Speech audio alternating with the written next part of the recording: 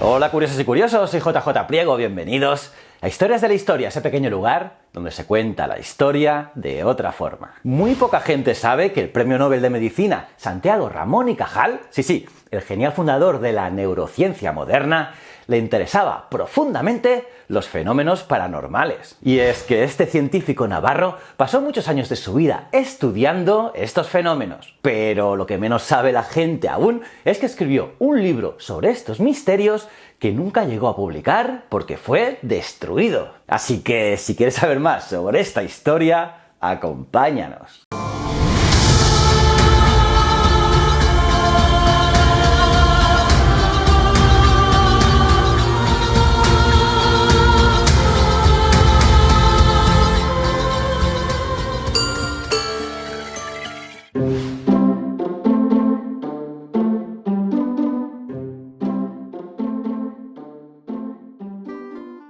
Pues sí, chicos, a Santiago Ramón y Cajal le interesaba el espiritismo y los médiums, así que pasó muchos años de su vida estudiándolos. Y es que Ramón y Cajal se acercó al espiritismo al igual que lo hizo Harry Houdini para desenmascarar a los fraudulentos y denunciar a los embaucadores, porque había muchos que se aprovechaban de la credulidad de la gente y las ganas de ponerse en contacto con sus seres queridos fallecidos, sobre todo a raíz de las diferentes guerras que asolaban el mundo en esos momentos. Incluso Ramón y Cajal escribió en su libro Historias de mi labor científica lo siguiente: bastaba que yo asistiera a una sesión de adivinación, de sugestión mental, de doble vista, comunicación con los espíritus, posesión demoníaca, etc., para que, a la luz de la más sencilla crítica, se disiparan cual humo todas las propiedades maravillosas de los médiums o de las histéricas zahoríes. Lo admirable de aquellas sesiones no eran los sujetos, sino la increíble ingenuidad de los asistentes. Pero de tanto investigar, se dio cuenta que algunos médiums quizás podían tener esos poderes o facultades que aseguraban tener a la hora de ponerse en contacto con el más allá. Así pues, don Santiago participó en sesiones espíritas y se puso a escribir un libro que iba a titularse Solos ante el misterio, en el que pretendía recoger los resultados de sus estudios en torno a los sueños, la metafísica, lo que hoy sería la parapsicología, la telepatía, la hipnosis o la mediumnidad. Temas a los que eran aficionados tanto él como su hermano Pedro, que también era médico. Recordemos que Ramón y Cajal fue hipnotizador y mantuvo abierto un gabinete en Valencia cuando ejerció su cátedra en esta ciudad durante 1884 a 1887 y en el que practicaba la hipnosis con sus pacientes. Y de esta manera, Cajal convenció a sus contertulios del Casino de Agricultura y montó un discreto gabinete de estudios psicológicos con sede en su propio domicilio. Allí, con la participación de su esposa Silveria, experimentó con la hipnosis entre los miembros de la tertulia, para después hacerlo con médiums y con personas que tenían cuadros neuróticos o depresivos. Y parece ser que los curaba. Y como no, la noticia corrió de boca en boca. Y claro, las colas de pacientes aumentaron y nuestro hipnotizador cerró la consulta por falta de tiempo y capacidad para atender a tanta gente. Y de esta manera, la experiencia valenciana le ayudó a llevar a la práctica la utilización de la hipnosis como anestesia. Por ejemplo, Silveria, su mujer, no tuvo reparo en ser hipnotizada por él en Barcelona durante los partos de sus dos últimos hijos, Pilar y Luis. Cajal comprobó que el estado de inhibición sensorial inducido por la sugestión hipnótica mitigaba considerablemente el dolor, y lo dejó escrito en un artículo publicado por él el 11 de agosto de 1889 en la Gaceta Médica Catalana, un artículo que casi nadie conoce. Además, Cajal contrató a determinados médiums para estudiarlos e incluso instaló a una mujer en su propia casa de Zaragoza para analizarla de cerca. La médium transmitía, según ella, mensajes de alemanes famosos y afirmaba estar inspirada por el arcángel San Gabriel y contestar las preguntas a través del espíritu de su hermana monja, fallecida tiempos atrás. Pero Cajal la acabó desenmascarando al darse cuenta que el espectro que aparecía en las sesiones era en realidad la misma médium disfrazada y con unas prótesis de goma que se metía en las fosas nasales y en la boca para simular la voz gutural de la difunta. El propio Cajal nos habla en sus memorias de ese enigmático libro inédito, ese libro que estaba escribiendo sobre sus experiencias en el campo de lo paranormal, una obra a la que dedicó varios años de su vida y que recogía sus estudios más heterodoxos, una inquietud que le venía de mucho antes.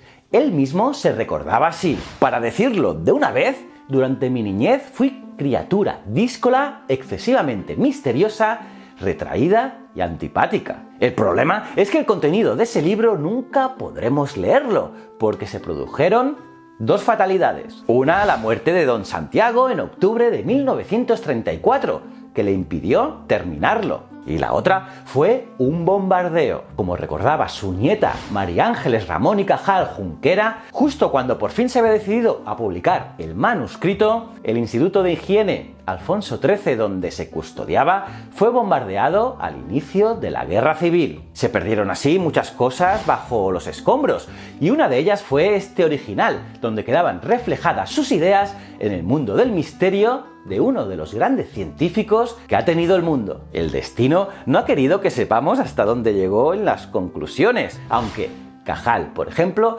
dejó de ser católico, y es que en sus memorias se declara creyente en la inmortalidad del alma. Pero esta no es la única obra literaria de Ramón y Cajal que se ha perdido, y es que están en paradero desconocido unas 12.000 cartas suyas, porque en la Guerra Civil se quemaron o perdieron muchos documentos del archivo del sabio, y otros documentos, como las fotos de carácter erótico que hizo Cajal, también fueron quemadas por sus propios familiares. Don Santiago escribió 12 relatos de ficción, pero consideró dignos de publicar solo 5, que vieron la luz en 1905, un año antes de recibir el Nobel, y tituló al compendio Cuentos de vacaciones, narraciones pseudocientíficas. Algunos de sus cuentos, como La casa maldita o El fabricante de honradez, tenía un fin pedagógico orientado a combatir la superstición que imperaba en España. Muchas de sus obras de ficción se perdieron cuando estuvo en la guerra de Cuba. Otras van apareciendo casi de milagro, como ha ocurrido con uno de los cuentos que no llegó a publicarse, titulado La vida en el año 6000. Y dentro de los numerosos misterios de la vida de Cajal está su actividad masónica. Pensad que sus preocupaciones humanistas y la amistad con notorios francomasones hizo que con 25 años ingresara en la logia Caballeros de la Noche número 68 de Zaragoza y adoptó el nombre simbólico de Averroes. Otro aspecto desconocido es que escribía sus sueños de forma sistemática, decidido a convertirlos en material para un libro anti-Freud, pues no compartía su teoría. Empezó a hacerlo, eso de escribir sus sueños, en 1918, y no dejaría de hacerlo hasta poco antes de su muerte, cuando entregó el material y unas notas adjuntas a un amigo. El científico murió en 1934 y el libro acabó sufriendo las consecuencias de la Guerra Civil. Se pensó que el libro de los sueños de Cajal se había perdido, aunque lo cierto es que se conservó en el exilio gracias a su familia, y en 2014 fue recuperado con el título Los sueños de Santiago Ramón y Cajal, acompañados de notas de autor sobre su posible interpretación. Uno de esos sueños o pesadillas tiene mucho que ver con la obsesión de muchos escritores. Me encuentro en una imprenta corrigiendo copias de un libro sobre la regeneración. Descubro que faltan muchas letras, que no hay preposiciones y que las sílabas saltan de una línea a otra. Estoy sorprendido y avergonzado de todos estos errores. Y hasta aquí este paso no tan conocido de la historia de este excepcional científico. ¿Cómo os habéis quedado, curiosas y curiosos? ¿Qué os ha parecido esta historia? Me lo podéis poner en los comentarios. Los leo todos. Y nada, si te ha gustado este vídeo, dale al me gusta. Y si es tu primera vez aquí en Historias de la Historia, dale a este botón y suscríbete al canal. También a la campanita para estar al día de todas las novedades. Y para acabar, os quiero recomendar seguir mis otros dos canales, Easypromos TV y Ciencias de la Ciencia. Estoy seguro que te gustarán. Y recuerda, el conocimiento es un requisito esencial para la supervivencia. Muchísimas gracias.